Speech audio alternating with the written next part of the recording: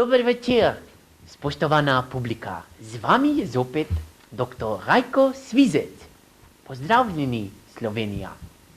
Torej, že par dni se sprašujem, kako se politiki počutijo, ko se stankujejo že na vse zgodaj zjutraj. Po raznih sestankih je to verjetno zelo naporno. Torej, stanje duha teh politikov je bila tema, ki sem jo raziskoval za vas prejšnji teden. No, in nasled sem prišel, ko so imeli sestanek vsi veljaki parlamentarnih strank plus dva iz manjšinske koalicije, torej mađarske in italijanske narodnosti.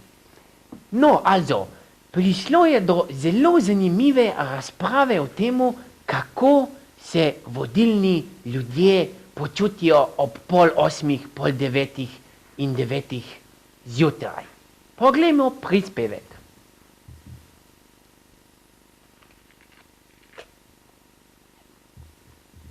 Dobro jutro.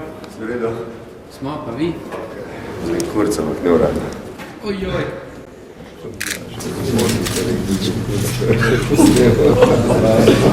Ja. Kaj?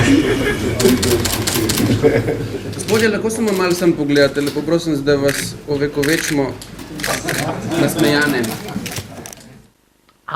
Pardon. Ste me ujeli nepripravljenega. Torej, kot ste videli, se lahko politik sicer počuti zelo po domače povedano ampak vseeno lahko še vedno vpliva tudi na drugega politika, ki se potem seveda boljše počuti po takih izjavah. Kaj ne de? Torej, vsem midva z gospodom Janšo sporočava, smejte se in bodite čim bolj naravni. Pozdravljena, Slovenija.